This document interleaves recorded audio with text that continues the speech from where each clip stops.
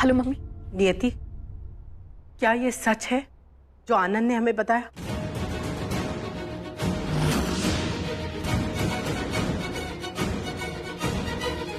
क्या आपको आपको पता चल गया? हाँ नियति, आनंद ने हमें सब कुछ बता दिया। अरे अभिमन्यु ऐसे कैसे तुझे भूल सकता है? एक तो वो बीमार था और अब वो तुझे पहचानता तक नहीं। नियति, मैंने तेरा गौना इसलिए करवाया था क्योंकि तूने कहा था कि उसके ठीक होने की उम्मीद है। अब क्या करेगी तू? कैसे निभाएगी ये शादी अकेली? मम्मी, अभी भी वक्त है सुलोचना। समझाओ अपनी बेटी को, बाहर आए अपने पागलपन से और वापस आ जाए।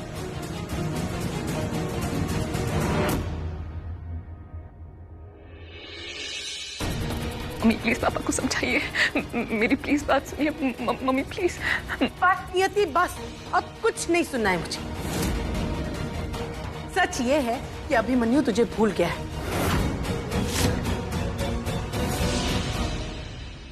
अब तू वहां नहीं रह सकती। या तो तू खुद वापस आ जा, नहीं तो मैं आ रही हूं तुझे लेने।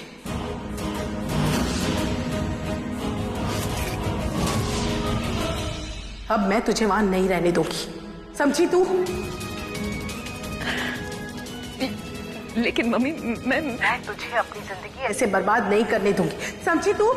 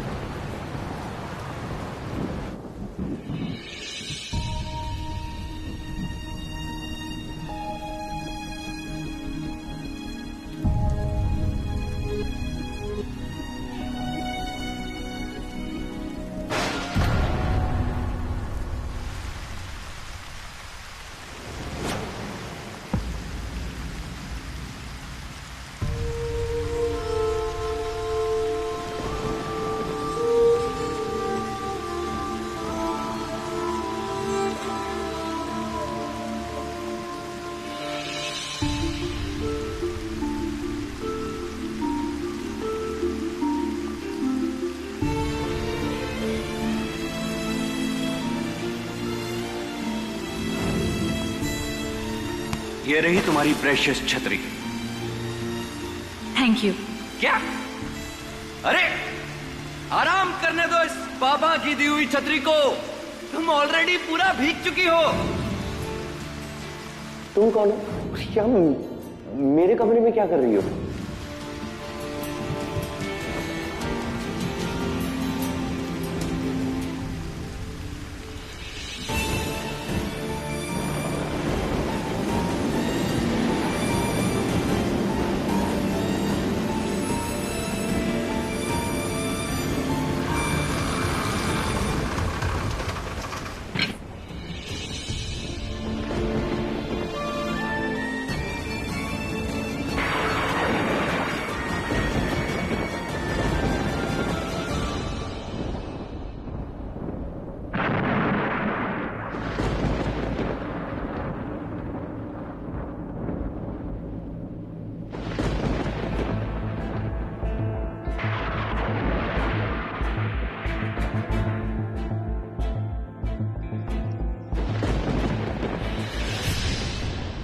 हेलो,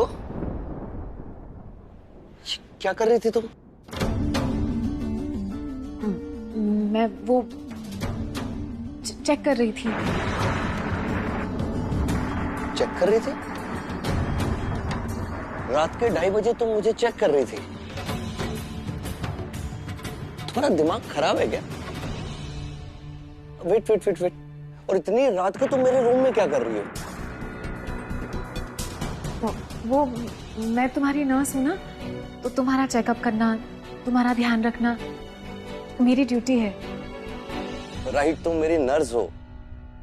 पता है, ऑनेस्टली बताऊं, कल तुम्हें मैंने दुल्हन के ड्रेस में देखा ना, तो पता मैं बहुत घबरा गया था। मुझे ऐसा लगा कि इन लोगों ने मेरे साथ कुछ गड़बड़ कर दी।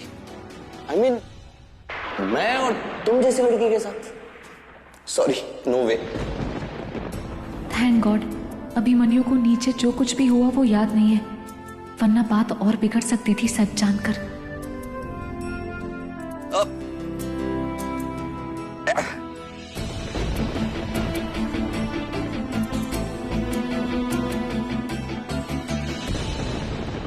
वैसे एक बात बताओ, तुम किसी शादी के फंक्शन में से लौट रही थी या फिर खुद ही के मंडप में से दौड़ के आ गई?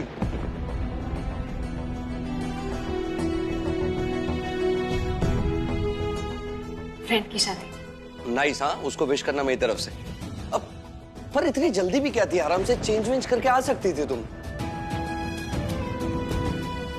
वो ड्यूटी पर रिपोर्ट करना था तो सोचा यहीं पर आकर चेंज कर लूंगी। वैसे मेरी माँ भी है ना, बहुत स्ट्रिक्ट है। मतलब 1 मिनट की देरी भी उन्हें बिल्कुल भी बर्दाश्त नहीं है। पर तुम टेंशन बिल्कुल मत लो, मस्त रहो। मैं बिल्कुल ठीक हूं ना?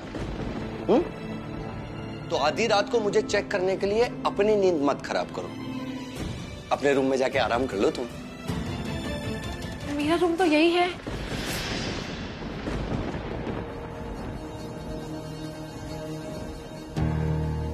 हाँ, मतलब तुम्हारी देखभाल करने के लिए तो मुझे तुम्हारे साथ ही रहना होगा ना? हाँ, मतलब तुम मेरे साथ 24 घंटे रहोगी? ठीक है, पर क्या ना, तुम रह नहीं सकती हो। तुम मेरी नर्स हो ना, बीवी नहीं। क्या नाम बताया था तुमने अपना?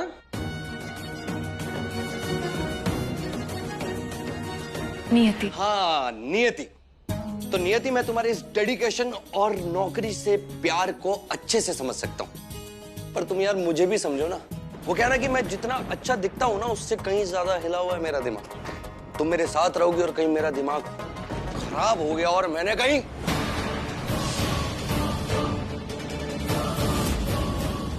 तो तुम बिना बात के निकल लोगी। और मैं ये चाहता नहीं हूं। इसलिए क्या है ना कि तुम नर्स हो तो नर्स की तरह ही काम करो। मतलब अपने ड्यूटी आवर्स में काम करो। जबरदस्ती शहीद होने की क्या जरूरत है? और देखो क्या है ना कि मैं खुद को मैनेज तो कर ही लेता हूं, तो फिक्र नॉट। चल। और वैसे भी क्या है ना कि मुझे अकेला रहना बहुत पसंद है। तो तुम जा सकती हो, आ जाओ।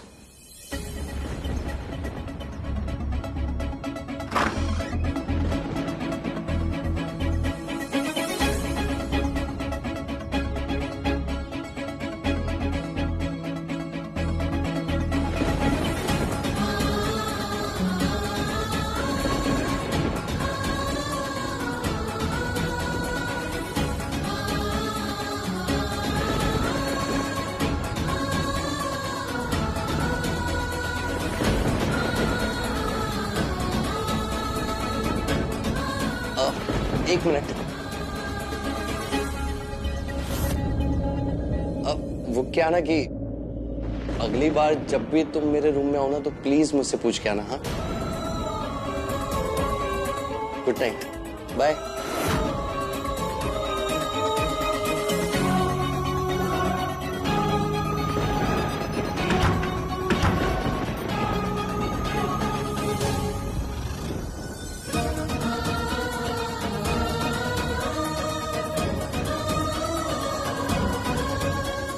अभिमन्यु को कुछ याद नहीं, इसीलिए ये सब बोल गया।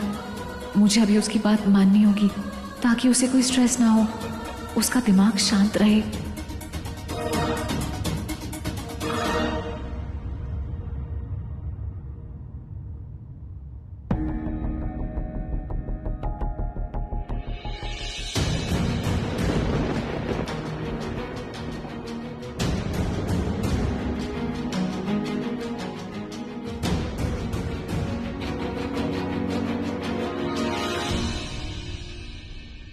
अब इतनी रात को किसी को क्यों डिस्टर्ब करूं?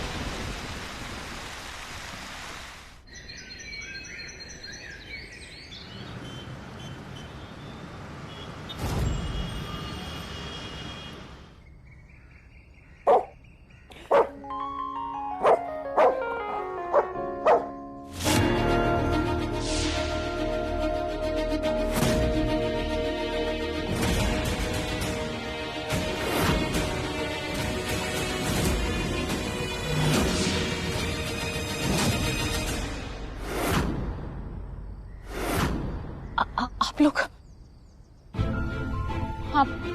आप यहाँ ऐसे अचानक? मम्मी। नियति, तुम इन नर्स के कपड़ों में यहाँ पर, और तुम पूरी रात यहाँ बाहर सोई थी? आनंद, ऐसे कोई बात नहीं है। मम्मी, आप मेरी बात सुनिए, ये सच नहीं है। मैं जो सच दिखाई दे रहा है सामने वो सच नहीं है नियति। आंटी, देखा ना आपने, मैंने पहले ही कहा था इधर नियति के साथ कुछ अच्छा नहीं होगा। पता नहीं ये क्यों जिद पर अड़ी है। आनंद, कुछ भी बोल रहे हो। मम्मी, मेरी बात सुनिए प्लीज। बस नियति, अब एक शब्द नहीं।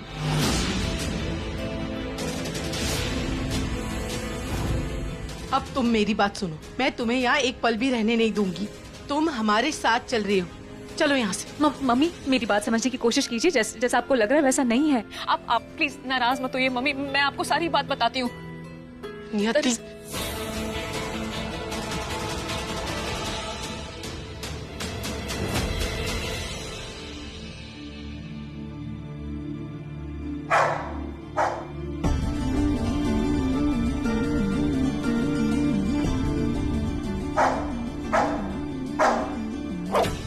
बुझो, बुझो।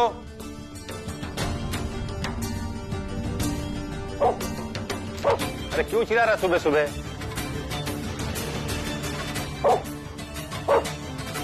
बुझो, बुझो। क्या हुआ? क्या हुआ बेटा? अरे काहे शोर मचाए हो? सुबह सुबह किसी ने भैंस खोल ली का? अरे पता नहीं अम्मा, सुबह सुबह कौन सा भूत देख लिया इसने।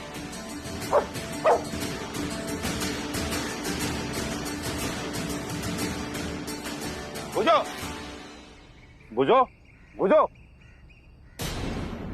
सुलोचना भाभी, डॉक्टर आनंद।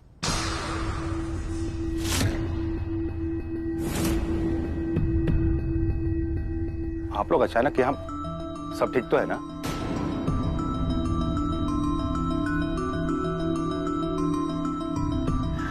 हाय, सुलोचना बहू।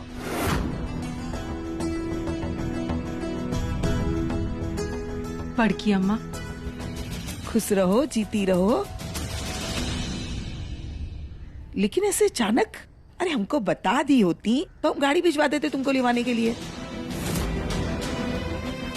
नहीं बड़की अम्मा, ऐसे अचानक नहीं आते तो अपनी आंखों से सच्चाई कैसे देख पाते? और मेरी ये बेटी, ये तो मुझे कोई कहानी सुना के बहला देती।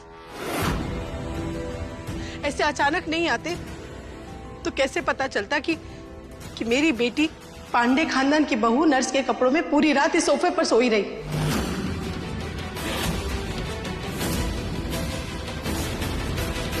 और इसके ससुराल वाले इतने बड़े से घर में आराम से सोते रहे, किसी को मेरी बच्ची की फिक्र नहीं हुई।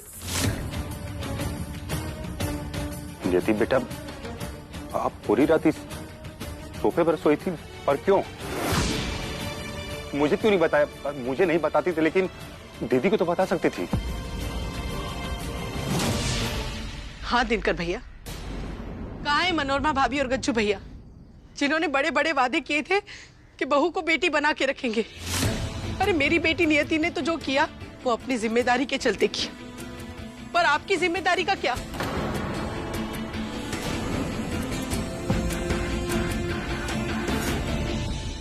भाभी वो दोनों तो अंदर ही हैं। आप चलिए ना, अंदर चलकर बात करते हैं हम। जिस घर में मेरी बेटी के लिए जगह नहीं है वहां मैं। Mummy please.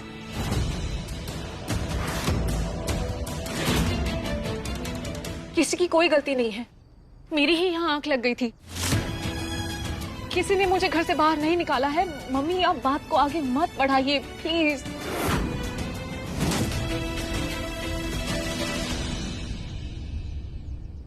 What is wrong with you, नियति? तुम इन्हें बचा रही हो? These people who are ill treating you. पहले इनका बेटा तुम्हें परेशान करता था, अब ये सब मिलकर तुम्हें टॉर्चर कर रहे हैं। And you are not even accepting that. Why? आनंद, कौन हो तुम जो ऐसे अंग्रेजी में गिटर पिटर करके इतनी चौधराहट मचा रखे हो?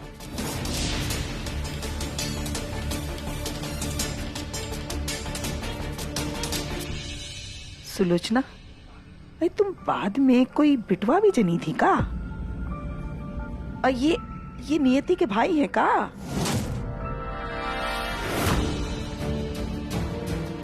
नियति का सबसे अच्छा और करीबी दोस्त हूं मैं, डॉक्टर आनंद।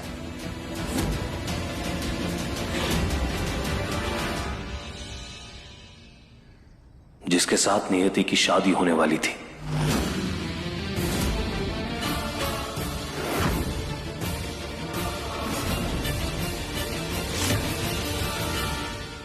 हमारी शादी छोड़कर इसने आपके पागल पोते का हाथ थाम लिया और इसी की भरपाई कर रही है। नौस पीटे, हमरे पोता को पागल बोला?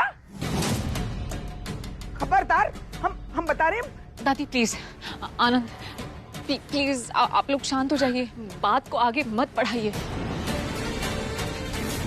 मम्मी, जो दिखता है हर बार वो सच नहीं होता है, बात कुछ और है। नियति, बात बस इतनी सी है कि जिसके लिए तू सब कुछ छोड़कर यहाँ आई, जिसके लिए मैंने तेरे पापा के खिलाफ जाकर तेरा गौना किया, वो अभिमन्यु तुझे भूल गया है। बेटा, मुझे पता था कि तेरी जिंदगी इतनी आसान नहीं होने वाली थी, पर ये कभी नहीं सोचा था कि तेरी जिंदगी इतनी अकेली हो जाएगी। बेटा, मनोरमा भाभी और गज्जू भैया के भरोसे मैंने तुझे यहाँ बैठा था, पर उन्हें तो तेरी कोई फिक्र ही नहीं है। अब तो यहाँ मत रहे, तो चल मेरे साथ। Mummy please. क्या कर रही है? नियति, मेरी बात सुन। समझाओ please please mummy, mummy please. माँ,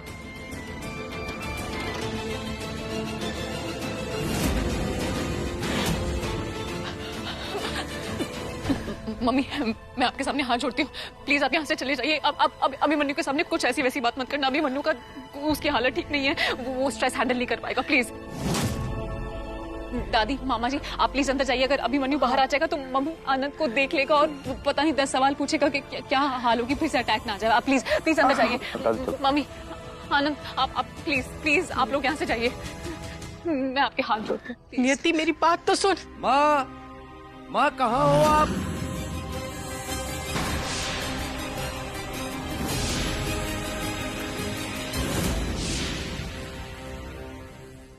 नियति, अगर तुझे अभिमन्यु की फिक्र करने का हक है तो तू मेरी बेटी है, मुझे भी तेरी चिंता है।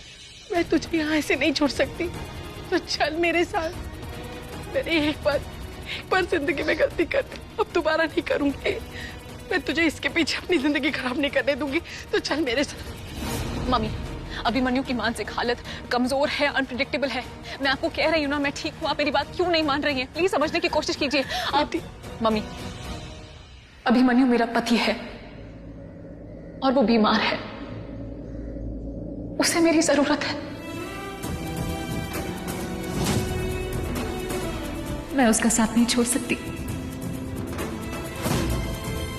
आप प्लीज मुझे थोड़ा टाइम दीजिए चीजों को समझने के लिए, उनको संभालने के लिए। प्लीज प्लीज आप यहाँ से चले जाइए। आनंद, मम्मी को लेकर यहाँ से जाओ प्लीज।